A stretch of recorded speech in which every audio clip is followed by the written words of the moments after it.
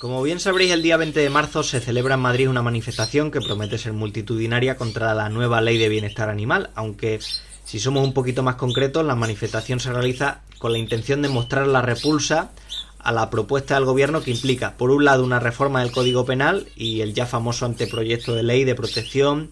derecho y bienestar animal.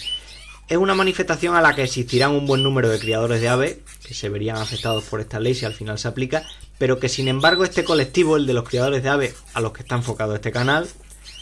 por eso se llama BRTV, pues prácticamente ni se les menciona en ningún medio. O sea, de hecho en los medios de comunicación, sobre todo en los medios convencionales, se habla de la manifestación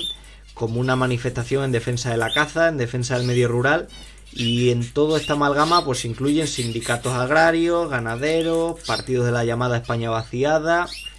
y bueno, se incluyen propuestas como por ejemplo la retirada del apoyo al lobo, ya sabéis que se le ha dado una protección especial hace no tanto,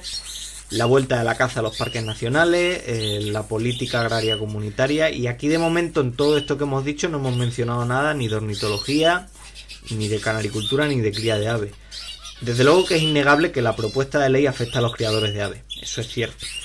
Pero en todo ese compendio que forma la propuesta de ley apenas se menciona muy poquito el tema de la cría de aves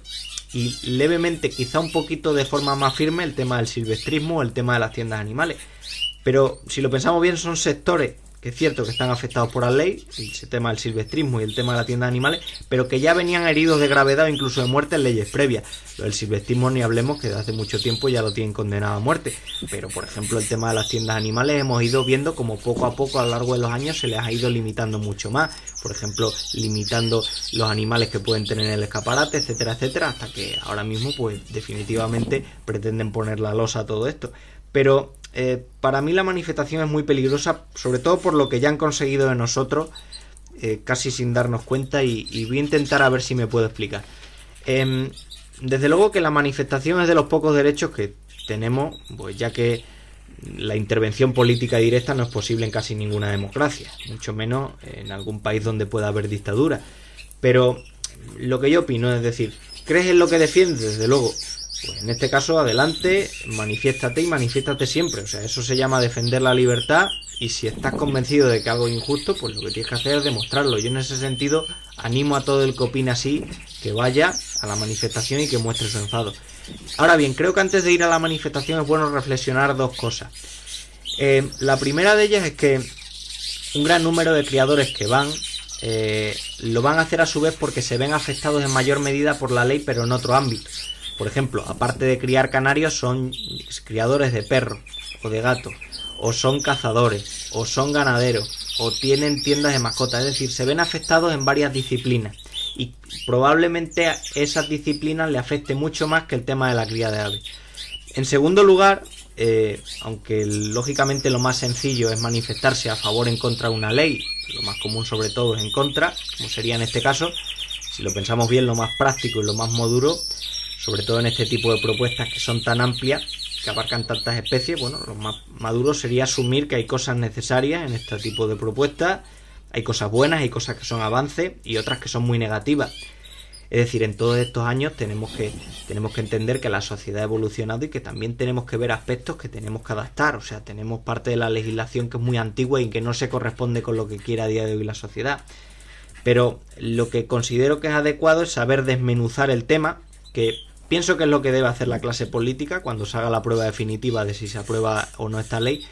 Tengo mis dudas acerca de que la clase política tenga la madurez suficiente para saber separar lo que verdaderamente es necesario y lo que conlleva una prohibición, una pérdida de libertad. Pero a fin de cuentas es una negociación, es decir, las negociaciones o cede un poco todo el mundo o no se hace nada, porque puede que estas reformas se anulen y no se lleven a la práctica, o sea, aún hay tiempo por ello. De hecho, precisamente por este motivo nos manifestamos, pero muchas de estas propuestas se guardarán en un cajón y volverán a salir a flote continuamente. O sea, yo lo que entiendo en este sentido es que precisamente no tiene mucho sentido entiendo, ¿no? Que no tiene mucho sentido la manifestación y decir, bueno, la página 1 sí, el párrafo 2 no, esto sí, esto no. Defiendes una idea de sí o no, pero entenderéis conmigo que lo más práctico sería negociar apartado por apartado, y precisamente ese es el trabajo que tienen que hacer los políticos, saber entender lo que es importante verdaderamente, lo que necesita, lo que requiere la sociedad a día de hoy, y por otro lado lo que conlleva, como digo, una prohibición y una pérdida de la libertad. Y creo también,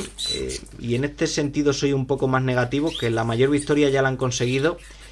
y es la idea de empaquetar una ideología, o de empaquetar muchas ideologías, de meter en el mismo saco a sectores muy diferentes. O sea, lo que han hecho es crear bandos y crear la idea de que por un lado están ellos o nosotros. Por un lado está el supuesto progreso y por otro lado está el arraigo o lo antiguo. Y desde luego que en esa guerra sin libertad y con ideología que obliga a la otra parte, pienso que estamos perdidos, pero estamos perdidos hace mucho tiempo. O sea, creo firmemente, salga o no esta propuesta, que desde luego que puede no salir, y desde luego yo en lo personal deseo que no salga, pero creo firmemente en esto, porque al final, si lo pensamos bien,